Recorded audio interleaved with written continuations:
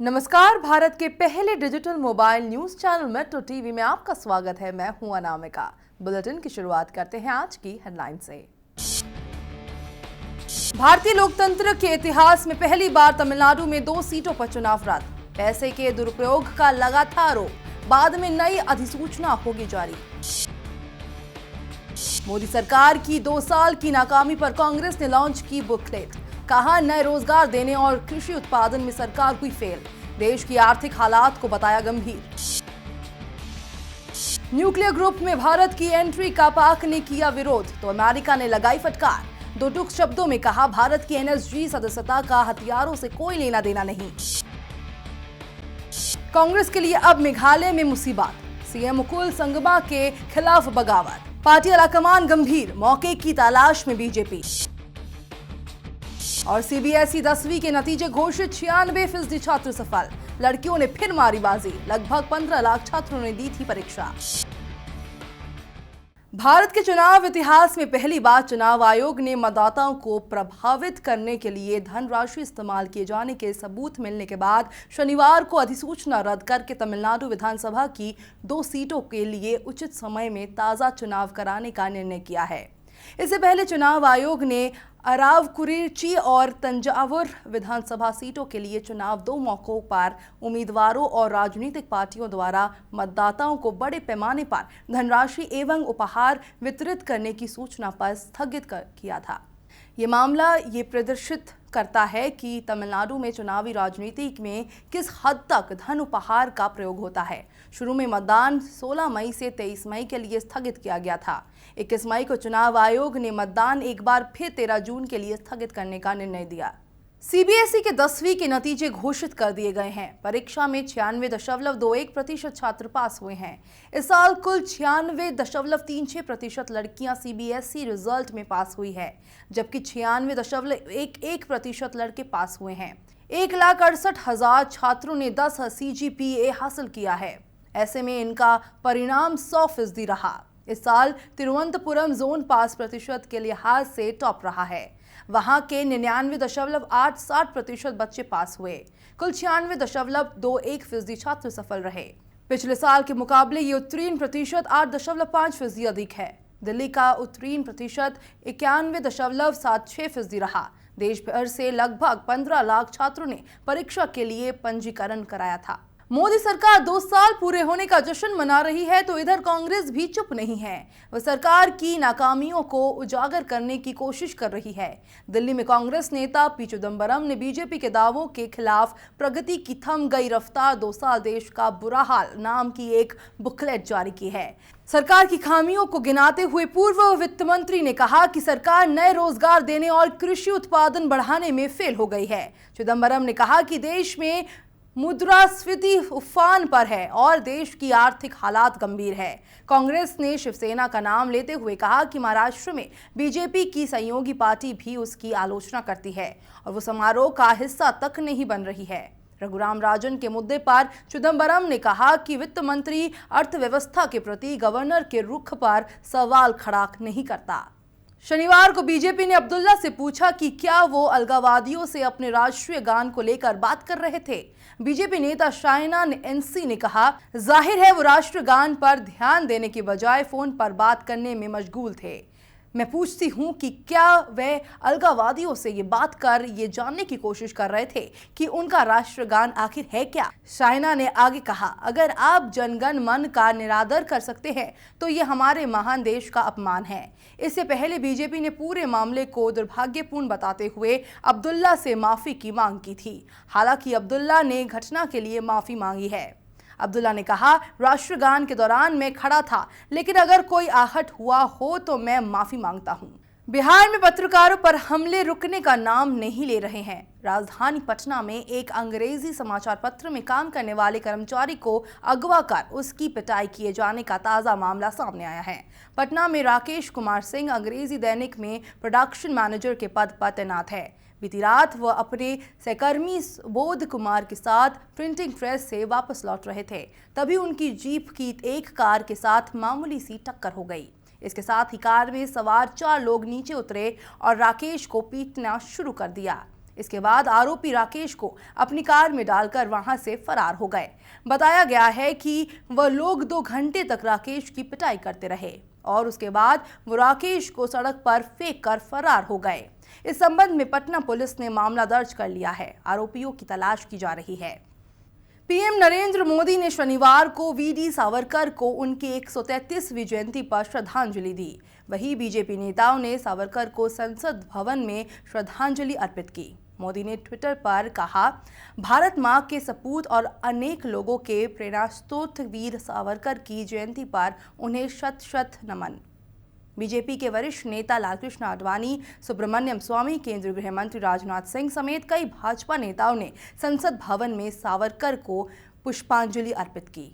विनायक दामोदर सावरकर का जन्म 28 मई 1883 को महाराष्ट्र के नासिक में हुआ था। वह बाद में स्वतंत्र वीर सावरकर के रूप में प्रख्यात हुए।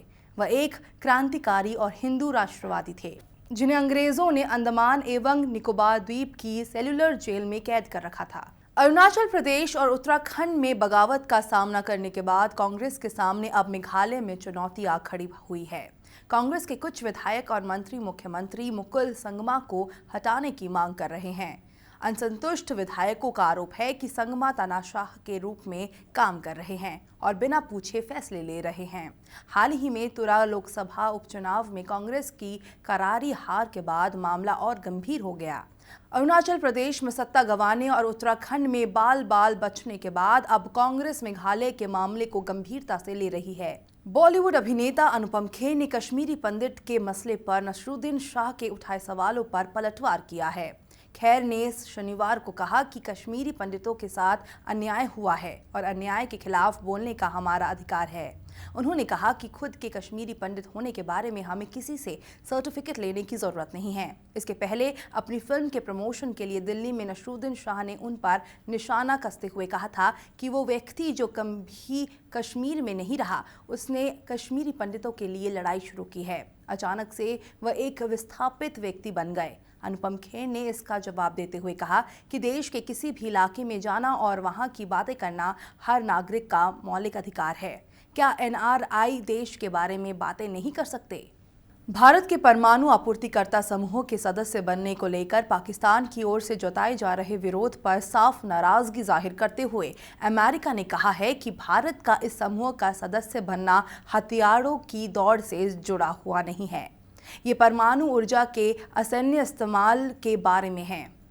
अमेरिकी विदेश मंत्रालय ने उप प्रवक्ता ने कहा कि ये हथियारों की दौड़ के बारे में और परमाणु हथियारों के बारे में नहीं है। ये परमाणु ऊर्जा का इस्तेमाल शांतिपूर्ण असैन्य कार्यों में करने के बारे में है। इसलिए हम निश्चित तौर पर ये उम्मीद करते हैं कि पाकिस्तान इसे समझेगा। पाकिस्तान इस आधार पर विरोध कर रहा है कि भारत को इस समूह की सदस्यता मिलने से क्षेत्र में परमाणु हथियारों की दौड़ को गति मिलेगी।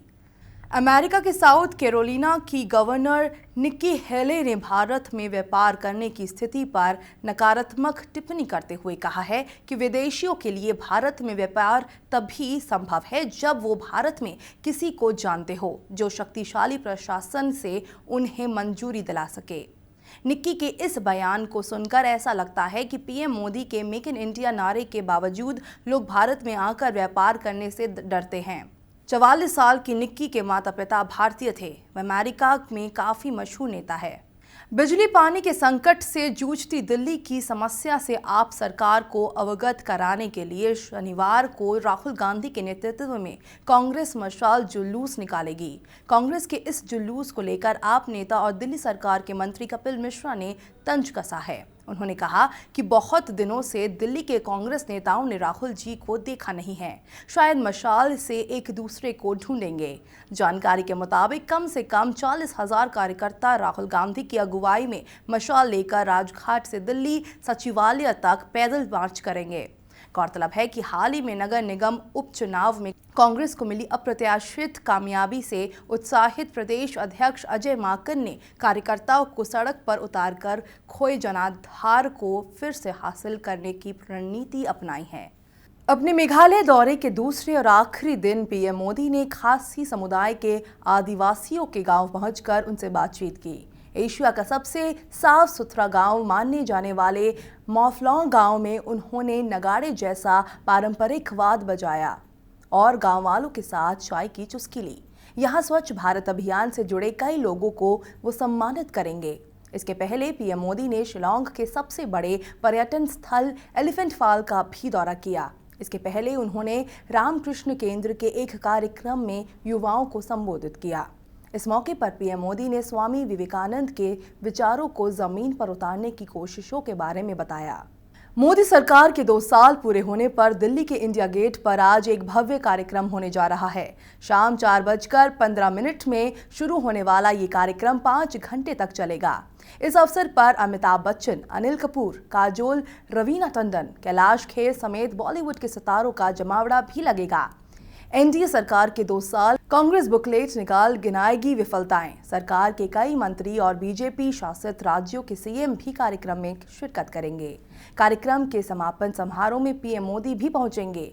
पनामा पेपर में अमिताभ बच्चन का नाम आने के बाद कांग्रेस ने कार्यक्रम में उनकी मौजूदगी पर सवाल उठाए गए थे, जिस पर अमिताभ बच्चन की ओर से सफाई भी आई थी कि वो पूरे कार्यक्रम को नहीं बल्कि बेटियों को लेकर एक खास सेगमेंट को होस्ट करने वाले हैं। भारतीय सेना मणिपुर में आतंकियों के खिलाफ म्यांमार सरहद पर खुफिया रिपोर्ट के बाद एक ऑपरेशन को अंजाम देने में जुटा है। सेना के जवानों का आतंकियों के अब भी ऑपरेशन जारी है। फिलहाल किसी आतंकी के मारे जाने की खबर नहीं है। दरअसल 25 मई को सेना प्रमुख जनरल दलबीर सुहाग मणिपुर गए और वहां पर जमीनी हालात का जायजा लिया। सेना के लोकल कमांडरों को आतंकियों के खिलाफ ऑपरेशन करने की योजना को अंतिम रूप दिया। 26 जून को वापस लौटकर सारे मामले की जानकारी रक्षा मंत्री को दी। वहीं रक्षा मंत्री मनोहर पर्रिकर के बाद प्रधानमंत्री मोदी और एनएसए अजीत डोभाल को इसकी जानकारी दी गई। सरकार से हरी झंडी मिलने के बाद म्यांमार सीमा पर इस ऑपरेशन को अंजाम दिया गया। रक्षा मंत्री मनोहर पर्रिकर ने भी सेना के आतंकियों के खिलाफ इस ऑपरेशन की पुष्टि की है। इस बीच जहां कथित फर्जी मुठभेड़ मामले में केंद्रीय गृह राज्य मंत्री किरण रिजिजू ने पूर्व की यूपीए सरकार पर अब तक का सबसे बड़ा हमला किया है। रिजिजू ने कहा कि तत्कालीन गृह मंत्रालय ने सच छुपाने के लिए पाकिस्तानी आतंकी संगठन लश्कर-ए-तैयबा के साथ मिलकर काम किया। रिजिजू ने कहा पी चिदम्बरम के नेतृत्व में यूपीए सरकार के गृह मंत्रालय ने लश्कर के साथ काम किया और आतंकवाद के खिलाफ नरम रुख अपनाया। हालांकि रिजिजू ने आगे कहा, मैं व्यक्तिगत तौर पर पी चिदम्बरम का बहुत सम्मान करता हूं। वो अब तक के बेहतरीन प्रशासक, सबसे बेहतरीन मंत्रियों में से एक है। महाराष्ट्र के पूर्व उप मुख्यमंत्री छगन भुजबल की मेडिकल रिपोर्ट बंद लिफाफे में बॉम्बे हाईकोर्ट में पेश की गई। हाईकोर्ट के आदेश के बाद मुंबई के जेजे अस्पताल के 9 डॉक्टरों की टीम ने भुजबल की स्वास्थ्य की जांच की और फिर रिपोर्ट ईडी के जरिए कोर्ट के समक्ष रखी गई। गठित मेडिकल टीम के मुताबिक भुजबल सरकारी डॉक्टरों द्वारा तैयार रिपोर्ट से सहमत नहीं हैं। वो इसके लिए प्राइवेट डॉक्टरों से जांच कराने के बाद रिपोर्ट तैयार करवाने चाहते हैं। दरअसल भुजबल ने गिरते सेहत का हवाला देकर हाईकोर्ट में जमानत की याचिका दायर की है। अब रिपोर्ट देखने के बाद अदालत जमानत को लेकर अपना फैसला सुनाएगी। इस मामले पर अब 8 जून को सुनवाई होगी। खबरों के सफर में फिलहाल इतना ही। देश दुनिया की पल पल की खबरें हम आप तक पहुंचाएंगे एक नए अंदाज में आपके मोबाइल फोन के माध्यम से। तो आप जुड़े रहिए मेट्रो टीवी से। तब तक के लिए नमस्कार।